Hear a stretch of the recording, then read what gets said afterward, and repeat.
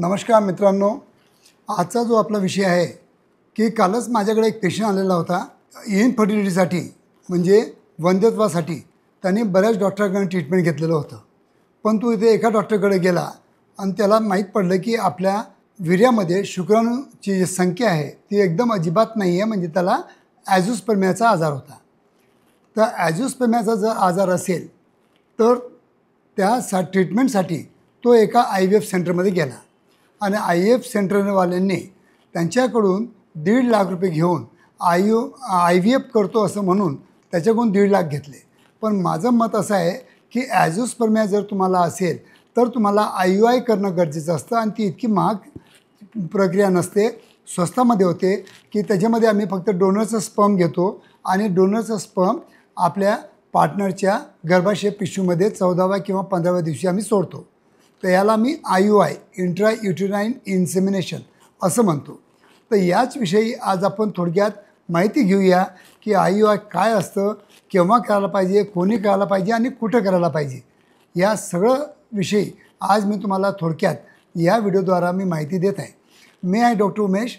As a clinical sexologist म्हणून गेल्या 40 वर्षापासून मी तुम्हाला सायंटिफिक माहिती द्यायचा प्रयत्न करीत आहे. खरोखर मित्रांनो, तुम्ही माझे व्हिडिओ भरपूर लोकांनी सबस्क्राईब केले आहे. आज आपली फॅमिली खूप मोठी झालेली आहे आणि तुम्ही जे मला नेहमी जे चालना देता त्याच्यामुळं मी ही जे व्हिडिओ बनवण्याची जी प्रक्रिया आहे ती पुढं पण सुरूच ठेवत राहणार आणि तुमच्या छोट्या मोठ्या गोष्टींचे काही जे प्रश्न असतील, काही त्याचे उत्तर तुम्हाला पाहिजे असतील तर नक्कीच माझ्या या व्हिडिओद्वारा तुम्हाला मिळत राहतील.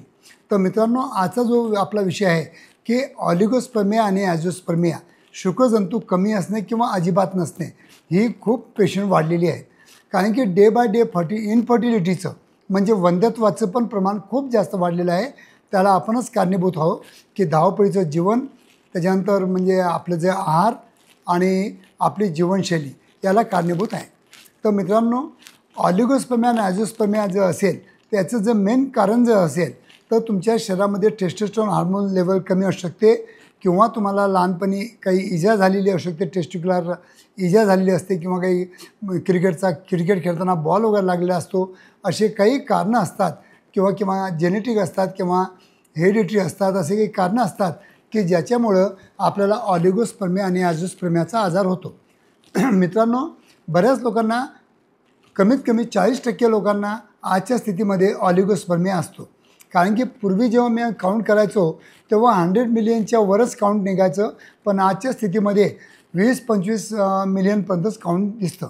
म्हणून पहिले आम्ही जेव्हा सांगायचो की 40 मिलियन काउंट हे आम्ही नॉर्मल सांगायचो, तर आज ते 20 मिलियन असलं तरी आम्ही त्यांना नॉर्मल सांगतो. तर मित्रांनो, जर तुम्हाला ऑलिगोस्पर्मिया आणि ॲझोस्पर्मिया असेल तर तुम्हाला IVFमध्ये जायची गरज नाही. कारण की हे जे ट्रीटमेंट आहेत हे कोणीही पण गायनेकॉलॉजिस्ट म्हणा किंवा सेक्सोलॉजिस्ट म्हणा, हे चांगलं ट्रीटमेंट तुम्हाला देऊ शकतात. याच्यावर भरपूर औषधी पण आहेत.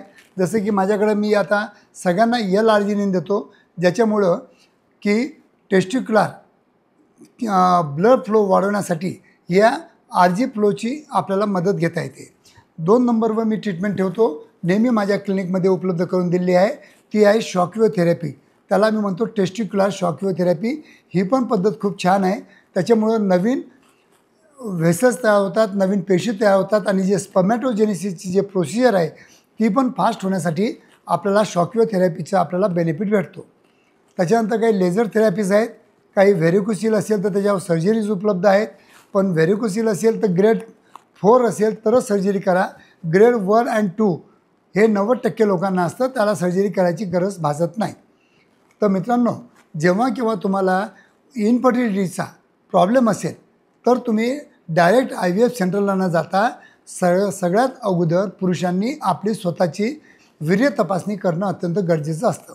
वीर्य तपासणी, जर तुमच्या वीर्य तपासणीमध्ये काही दोष असतील तर तुम्हाला तुमच्या पार्टनरला कुठेही दाखवायची गरज नसते. जर ऑलिगोस्पर्मिया ॲझोस्पर्मिया असेल तर तुम्ही केव्हाही माझ्या क्लिनिकला भेट द्या. त्यासाठी खूप छान ट्रीटमेंट उपलब्ध करून दिलेली आहे आणि within a span of 6 month तुम्हाला 100% रिझल्ट मिळू शकतात, हे तुम्ही लक्षात ठेवा. तर मित्रांनो, तुम्हाला पण ऑलिगोस्पर्मिया ॲझोस्पर्मियामुळे जर मूलबाळ होत नसेल तर केव्हाही माझ्या क्लिनिकला भेट द्या आणि माझ्या स्क्रीनवर दिलेल्या फोनवर माझी अपॉइंटमेंट घेऊन तुम्ही मला संभाजीनगर, पुणे आणि मुंबई कुठेही तुम्ही भेटू शकता. धन्यवाद मित्रांनो.